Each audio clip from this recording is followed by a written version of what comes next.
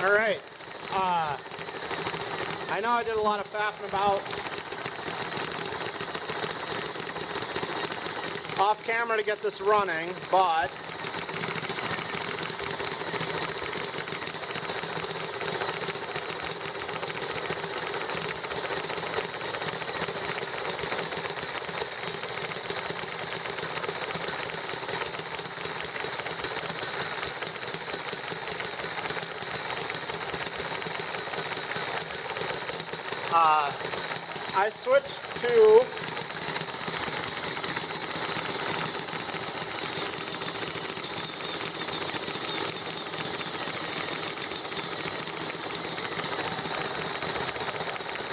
I switched to denatured alcohol, and that gave me a lot more adjustment on the needle.